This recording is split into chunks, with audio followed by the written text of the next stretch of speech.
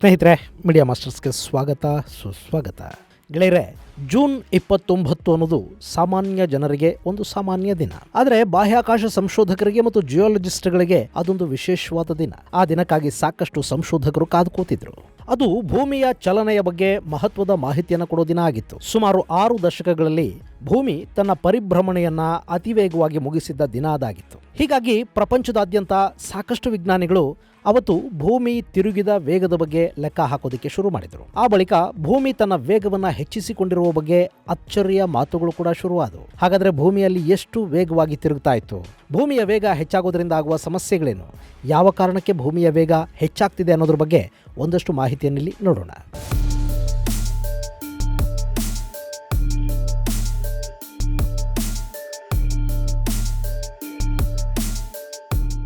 ಗೆಳೆಯರೆ, ಭೂಮಿ ಒಂದು ಪ್ರದಕ್ಷಿಣೆ ಹಾಕಬರೋದಕ್ಕೆ 24 ಗಂಟೆಗಳ ಸಮಯವನ್ನು ತಗೊಳುತ್ತೆ. ಇದು ಈಗಿನ ಲೆಕ್ಕಾಚಾರ. ಆದರೆ ಭೂಮಿ ಹುಟ್ಟಿದ ದಿನಗಳಲ್ಲಿ ಆ ಸಮಯ 6 ಗಂಟೆಗಳಷ್ಟಾಗಿತ್ತು. ಆ ಬಳಿಕ ನಿಧಾನವಾಗಿ ಅಂದರೆ 450 ಕೋಟಿ ವರ್ಷಗಳ ನಂತರ ಭೂಮಿಯ ವೇಗ ಸಾಕಷ್ಟು ಕಡಿಮೆಯಾಗಿ ಒಂದು ಸುತ್ತೋದಕ್ಕೆ ಅದು 24 ಗಂಟೆಗಳನ್ನು ತಗೊಳ್ತಾ ಇದೆ. ಆದರೆ ಕೆಲವೊಮ್ಮೆ ಭೂಮಿಯ ತಿರುಗುವಿಕೆಯ ವೇಗದಲ್ಲಿ ಮಿಲಿ ಸೆಕೆಂಡ್ಗಳಷ್ಟು ವ್ಯತ್ಯಾಸ ಕೂಡ ಉಂಟಾಗುತ್ತೆ. ಅಂಥ ಘಟನೆ ಕಳೆದ ಜೂನ್ 29ನೇ ತಾರೀಕು ಸಂಭವಿಸಿದೆ. ಜೂನ್ 29ನೇ ತಾರೀಕು ನಮ್ಮ ಭೂಮಿ 24 ಗಂಟೆಗಳು ಪೂರ್ಣವಾಗೋದಕ್ಕೆ ಇನ್ನೂ 1.59 ಮಿಲಿ ಸೆಕೆಂಡ್ಗಳಷ್ಟು ಇರುವಾಗಲೇ ತನ್ನ ಪರಿಭ್ರಮಣವನ್ನ ಪೂರ್ಣಗೊಳಿಸಿದೆ. ಇದು 1960ರ ನಂತರ ದಾಖಲಾದ ಅತ್ಯಂತ ಕಡಿಮೆ ಅವಧಿಯ ದಿನ ಅಂತ ವಿಜ್ಞಾನಿಗಳು ಹೇಳ್ತಾ ಇದ್ದಾರೆ. ಹಾಗೆ ನೋಡಿದ್ರೆ ಇದೇ ವರ್ಷ ಜುಲೈನಲ್ಲಿ ಕೂಡ ಭೂಮಿ 1.5 ಅಂದ್ರೆ 1.5 ಮಿಲಿ ಸೆಕೆಂಡ್ಸ್ನಷ್ಟು ಬೇಗ ತನ್ನ ಪರಿಭ್ರಮಣವನ್ನು ಪೂರ್ಣಗೊಳಿಸಿತ್ತು. ಆದರೂ ಜೂನ್ 29ರಂದಾದ ದಾಖಲೆಯನ್ನು ಅದು ಸರಿಗಟ್ಟೋದಕ್ಕೆ ಆಗ್ತಾ ಇಲ್ಲ. ಹೀಗಾಗಿನೇ ಜೂನ್ 29 ಅನ್ನೋದು 6 ದಶಕಗಳಲ್ಲೇ ಭೂಮಿಯ ತಿರುಗುವಿಕೆಯ ವೇಗ ಹೆಚ್ಚಿಗೆ ಇದ್ದ ದಿನ ಅಂತ ಗುರುತಿಸ್ಕೊಳ್ತಾ ಇದೆ. ಅಲ್ಲ, ಇಲ್ಲಿ 1.59 ಮಿಲಿ ಸೆಕೆಂಡ್ಗಳಿಂದ ಇನ್ನೇನಾಗ್ಬಿಡುತ್ತೆ ಅಂತ ಸಾಕಷ್ಟು ಜನಕ್ಕೆ ಅನ್ನಿಸಬಹುದು. ಆದರೆ ಭೂಮಿಯ ತಿರುಗುವಿಕೆ ಮಿಲಿ ಸೆಕೆಂಡ್ಗಳಲ್ಲಿ ವ್ಯತ್ಯಾಸ ಆದರೂ ಕೂಡ ಅದು ಭೂಮಿಯ ಮೇಲ್ಮೈ ಮೇಲೆ ಸಾಕಷ್ಟು ಪರಿಣಾಮಗಳನ್ನು ಬೀರುತ್ತೆ ಅನ್ನೋದು ಈಗಾಗಲೇ ಸಾಬೀತಾಗಿರೋ ಸತ್ಯ. ಹೀಗಾಗಿನೇ ಈ ಬಗ್ಗೆ ವಿಜ್ಞಾನಿಗಳು ಹೆಚ್ಚು ತಲೆ ಕೆಡಿಸ್ಕೊಳ್ತಾ ಇದ್ದಾರೆ. ಅಂದಹಾಗೆ ಒಂದು ಸೆಕೆಂಡ್ಗೆ 1000 ಮಿಲಿ ಸೆಕೆಂಡ್ಗಳಾಗುತ್ತೆ. ಹಾಗೆ 1 ಮಿಲಿ ಸೆಕೆಂಡ್ಸ್ ಅಂದ್ರೆ 1000 ಮೈಕ್ರೋ ಸೆಕೆಂಡ್ಸ್. ಇಲ್ಲಿ ಭೂಮಿಯ ವೇಗ ಹೆಚ್ಚಾಗೋದಕ್ಕೆ ಕಾರಣ ಏನು ಅನ್ನೋದನ್ನು ಕೂಡ ಸಂಶೋಧಕರು ಪತ್ತೆ ಮಾಡಿದ್ದಾರೆ.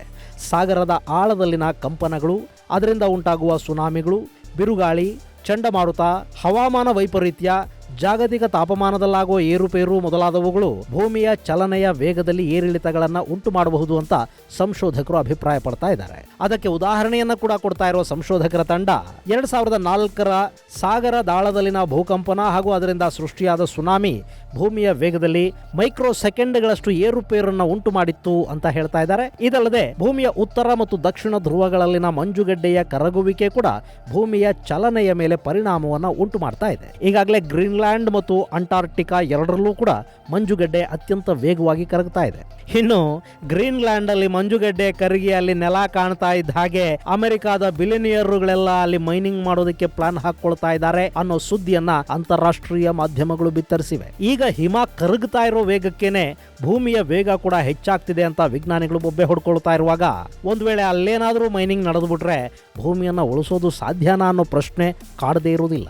ಇದಲ್ಲದೆ ಭೂಮಿಯ 3ನೇ ಧ್ರುವ ಅಂತ ಕರೆಯಲಾಗುವ ಹಿಮಾಲಯದಲ್ಲಿ ಚೈನಾ ನಿರ್ಮಾಣ ಮಾಡ್ತಾ ಇರೋ ದೊಡ್ಡ ದೊಡ್ಡ ಡ್ಯಾಮ್ಗಳು ಆ ಭಾಗದಲ್ಲಿನ ತೂಕವನ್ನು ಹೆಚ್ಚು ಮಾಡ್ತಾ ಇವೆ. ಹೀಗಾಗಿ ಭೂಮಿಯ ಚಲನೆಯಲ್ಲಿ ಸ್ವಲ್ಪ ಇಂಬ್ಯಾಲೆನ್ಸ್ ಆಗ್ತಾ ಇರೋದು ಕೂಡ ಭೂಮಿಯ ವೇಗ ಹೆಚ್ಚಾಗೋದಕ್ಕೆ ಕಾರಣ ಆಗ್ತಾ ಇದೆ ಅಂತ ವಿಜ್ಞಾನಿಗಳು ಅಭಿಪ್ರಾಯ ಪಡ್ತಾ ಇದ್ದಾರೆ. ಇನ್ನು ಭೂಮಿಯ ಈ ವರ್ತನೆಯನ್ನ ದಿ ಚಾಂಡ್ಲರ್ ಓವಲ್ ಅಥವಾ ಚಾಂಡ್ಲರ್ ವೇರಿಯೇಷನ್ ಆಫ್ ಲ್ಯಾಟಿಟ್ಯೂಡ್ ಅಂತ ಕರೆಯಲಾಗುತ್ತೆ. ಇದು ಗ್ರಹಗಳ ಕಕ್ಷೆಗಳಲ್ಲಿ ಆಗಾಗ ಸಂಭವಿಸುವ ಪ್ರಕ್ರಿಯೆ. ಈ ಪ್ರಕ್ರಿಯೆಯನ್ನ ಮೊದಲ ಬಾರಿಗೆ ಗುರುತಿಸಿದ್ದು ಖಗೋಳಶಾಸ್ತ್ರಜ್ಞ ಕಾರ್ಲ್ ಚಾಂಡ್ಲರ್. ಹೀಗಾಗಿನೇ ಭೂಮಿಯ ಈ ವರ್ತನೆಗೆ ಚಾಂಡ್ಲರ್ ಓವಲ್ ಅನ್ನೋ ಹೆಸರನ್ನ ಕೊಡಲಾಗಿದೆ.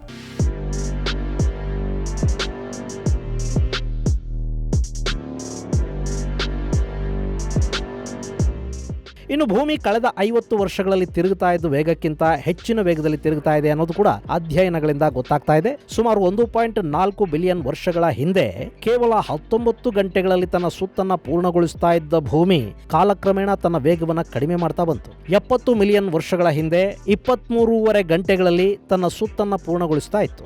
ಆ ಬಳಿಕ ಈಗ ಅದು 24 ಗಂಟೆಗಳ ಸಮಯವನ್ನು ತಗೊಳ್ತಾ ಇದೆ. ಆದರೆ ಈಗ ಭೂಮಿ ಮತ್ತೆ ತನ್ನ ತಿರುಗುವ ವೇಗವನ್ನ ಹೆಚ್ಚು ಮಾಡಿಕೊಳ್ತಾ ಇದೆ ಅನ್ನೋದು ಹಲವು ಅಚ್ಚರಿಗಳಿಗೆ, ಗೊಂದಲಗಳಿಗೆ ಕಾರಣ ಆಗ್ತಾ ಇದೆ. ಇನ್ನು ಭೂಮಿಯ ಮಧ್ಯಭಾಗದಲ್ಲಿ ಒತ್ತಡ ಅಥವಾ ಭಾರ ಹೆಚ್ಚಾಗ್ತಾ ಹೋದ ಹಾಗೆ ಅದರ ಸ್ಪೀಡ್ ಹೆಚ್ಚಾಗ್ತಾ ಹೋಗುತ್ತೆ. ಅದೇ ರೀತಿ ಮಧ್ಯಭಾಗದ ಒತ್ತಡ ಕಡಿಮೆ ಆಗ್ತಾ ಹೋದ ಹಾಗೆ ಸ್ಪೀಡ್ ಕಡಿಮೆ ಆಗ್ತಾ ಹೋಗುತ್ತೆ ಅಂತ ಹೇಳಲಾಗುತ್ತೆ.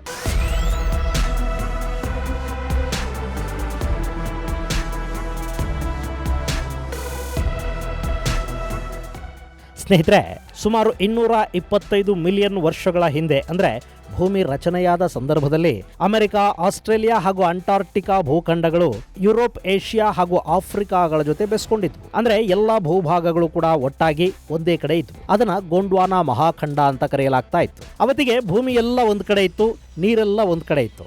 ಆದರೆ ಕಾಲಕ್ರಮೇಣ ಅವು ಮೂಲ ಭೂಭಾಗದಿಂದ ದೂರ ಸರಿತಾ ಹೋದವು. ಹೀಗಾಗಿ ಭೂಮಿಯ ಮಧ್ಯಭಾಗದ ಮೇಲಿನ ಒತ್ತಡ ಕಡಿಮೆ ಆಗ್ತಾ ಹೋಯಿತು. ಇದರ ಪರಿಣಾಮ ಭೂಮಿಯ ಸುತ್ತುವ ವೇಗ ಕಡಿಮೆ ಆಯಿತು ಅಂತ ಹೇಳಲಾಗುತ್ತೆ. ಇನ್ನು ಕಾಂಟಿನೆಂಟಲ್ ಡ್ರಿಫ್ಟ್ ಥಿಯರಿಯನ್ನು ಪ್ರತಿಪಾದಿಸುವವರ ಪ್ರಕಾರ ಸುಮಾರು 6.5 ಕೋಟಿ ವರ್ಷಗಳ ಹಿಂದೆ ಖಂಡಗಳು ಈಗ ಎಲ್ಲೆಲ್ಲಿವೆ ಆಯಾ ಜಾಗಗಳಿಗೆ ತಲುಪಿದವು ಅಂತ ಹೇಳಲಾಗುತ್ತೆ. ಅದಕ್ಕೆ ಜರ್ಮನಿಯ ಖ್ಯಾತ ಪವನ ವಿಜ್ಞಾನಿ ಹಾಗೂ ಭೂಭೌತ ವಿಜ್ಞಾನಿ ಆಲ್ಫ್ರೆಡ್ ವೆಗನರ್ ಈ ವಾದಕ್ಕೆ ಭೂವೈಜ್ಞಾನಿಕ ಪುರಾವೆಗಳನ್ನು ಒದಗಿಸ್ತಾನೆ. ಇನ್ನು 2ನೇ ಮಹಾಯುದ್ಧದ ನಂತರ ಸಾಗರ ವಿಜ್ಞಾನ ಹೆಚ್ಚು ಅಭಿವೃದ್ಧಿ ಆಯಿತು. ಹಾಗೇನೆ ಈ ಖಂಡಗಳ ಅಲೆತ ಸಿದ್ಧಾಂತಕ್ಕೆ ಸಾಗರಗಳ ತಳಗಳಲ್ಲಿ ಪುರಾವೆಗಳು ಕೂಡ ದೊರೆಯೋದಕ್ಕೆ ಶುರುವಾದವು. ಸಾಗರದ ತಳದಲ್ಲುಂಟಾಗುವ ಭೂಕಂಪನ, ಜ್ವಾಲಾಮುಖಿ ಸ್ಫೋಟ, ಪರ್ವತಗಳ ಉಗಮ ಇವೆಲ್ಲ ಖಂಡಗಳ ಸಂಚಾರಕ್ಕೆ ಕಾರಣ ಆಗಿವೆ ಅಂತ ಹೇಳಲಾಗುತ್ತೆ.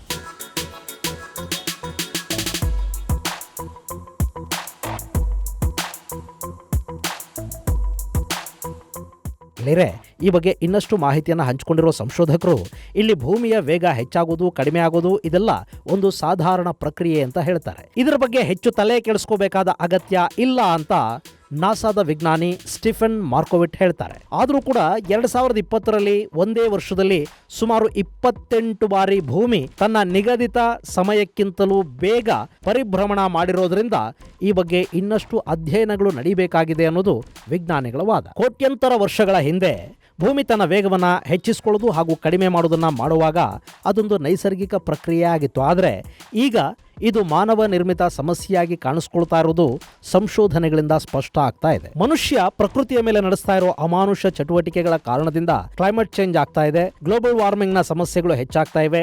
ಭೂಮಿಯ ಉತ್ತರ ಹಾಗೂ ದಕ್ಷಿಣ ಧ್ರುವಗಳಲ್ಲಿರುವ ಮಂಜುಗಡ್ಡೆಗಳು ಕರಗಿ ನೀರಾಗ್ತಾ ಇವೆ. ವಿಕಿರಣಗಳ ಕಾರಣದಿಂದ ಓಝೋನ್ ಲೇಯರ್ಗೆ ಹಾನಿಯಾಗ್ತಾ ಇದೆ. ಹಾಗೆಯೇ ಇಂಗಾಲ ಡೈಆಕ್ಸೈಡ್ ನ ಪ್ರಮಾಣ ಹೆಚ್ಚಾಗಿ ಹಸಿರು ಮನೆ ಪರಿಣಾಮದ ಭೀತಿ ಈ ಪ್ರಪಂಚವನ್ನ ಕಾಡ್ತಾ ಇದೆ. ಇದರ ಜೊತೆಗೆ ಭೂಕಂಪನ, ಅತಿವೃಷ್ಟಿ, ಅನಾವೃಷ್ಟಿ, ಅಕಾಲಿಕ ಮಳೆ, ಸಾಂಕ್ರಾಮಿಕ ರೋಗಗಳು ಕೂಡ ಹೆಚ್ಚಾಗ್ತಾ ಹೋಗ್ತಾ ಇವೆ. ಭೂಮಿಯ ತಾಪಮಾನ ಕೂಡ ಹೆಚ್ಚಾಗ್ತಾ ಇದೆ. ಹಾಗೆ ಆಧುನಿಕತೆಯ ಹೆಸರಲ್ಲಿ ನಾವು ಮಾಡ್ತಾ ಇರೋ ಅತಿಯಾದ ಕೈಗಾರಿಕೀಕರಣ, ಅದಕ್ಕಾಗಿ ನಾಶ ಆಗ್ತಾ ಇರೋ ಕಾಡುಗಳು, ಅಡ್ವಾನ್ಸ್ಡ್ ಟೆಕ್ನಾಲಜಿಯ ನೆಪದಲ್ಲಿ ಇರೋ ಬೆಟ್ಟಗುಡ್ಡಗಳನ್ನೆಲ್ಲ ಕೊರೆದು ಅಲ್ಲಿ ನಾವು ನಿರ್ಮಾಣ ಮಾಡ್ತಾ ಇರೋ ರಸ್ತೆಗಳು, ನದಿಗಳ ದಿಕ್ಕುಗಳನ್ನ ಬದಲಾಯಿಸ್ತಾ ಇರೋ ರೀತಿ, ಸಮುದ್ರದ ಆಳದಲ್ಲಿ ಕೂಡ ದೊಡ್ಡ ದೊಡ್ಡ ಮಿಷನ್ಗಳನ್ನ ಬಳಸಿ ಟರ್ಬೋ ಪ್ರಾಜೆಕ್ಟು, ಟ್ರೈನ್ ಟ್ರ್ಯಾಕ್ಗಳನ್ನ ನಿರ್ಮಾಣ ಮಾಡ್ತಾ ಇರೋದು, ಇದೆಲ್ಲ ಕೂಡ ಒಂದು ರೀತಿಯಲ್ಲಿ ಭೂಮಿಯ ರೂಪುರೇಷೆಗಳ ಬದಲಾವಣೆಗೆ ಕಾರಣ ಆಗ್ತಾ ಇದೆ ಮತ್ತು ಭೂಮಿಯ ಪರಿಭ್ರಮಣದ ವೇಗದಲ್ಲಿ ಏರಿಳಿತಕ್ಕೆ ಕೂಡ ಇದು ಕಾರಣ ಆಗ್ತಾ ಇದೆ.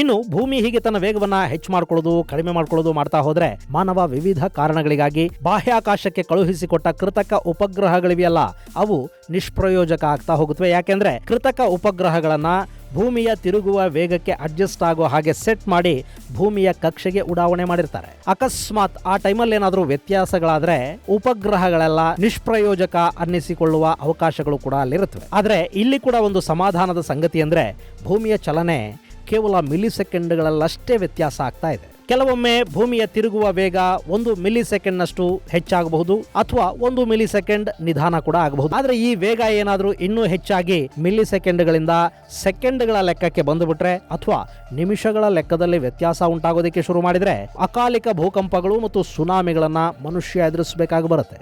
ಇಂಥ ಅಪಾಯಗಳ ಅರಿವಾದ ಮೇಲೆ ಕೂಡ ಮನುಷ್ಯ ಇನ್ನೂ ಕೂಡ ಎಚ್ಚೆತ್ತುಕೊಳ್ಳದೆ ಇದ್ರೆ, ಪ್ರಕೃತಿಯನ್ನ ನಾಶ ಮಾಡೋದನ್ನ ನಿಲ್ಲಿಸದೇ ಇದ್ರೆ, ಆಧುನಿಕತೆಯ ಹೆಸರಲ್ಲಿ ನಿಸರ್ಗಕ್ಕೆ ಸವಾಲೆಸೆಯೋದನ್ನ ಹೀಗೆ ಮುಂದುವರಿಸಿದ್ರೆ ಒಂದಲ್ಲ ಒಂದಿನ ಈ ಭೂಮಿ ನಾಶವಾಗೋದ್ರಲ್ಲಿ ಯಾವ ಅನುಮಾನನೂ ಇಲ್ಲ. ಇದು ಗೆಳೆಯರೆ ಭೂಮಿಯ ವೇಗ ಹೆಚ್ಚಾಗಿರುವ ಕುರಿತಾದ ಒಂದಷ್ಟು ಮಾಹಿತಿ. ಮುಂದಿನ ಸಂಚಿಕೆಯಲ್ಲಿ ಮತ್ತಷ್ಟು ವಿಶೇಷಗಳ ಜೊತೆ ಮತ್ತೆ ಭೇಟಿಯಾಗೋಣ. ಅಲ್ಲಿವರೆಗೆ ಜೈ ಹಿಂದ್, ಜೈ ಕರ್ನಾಟಕ.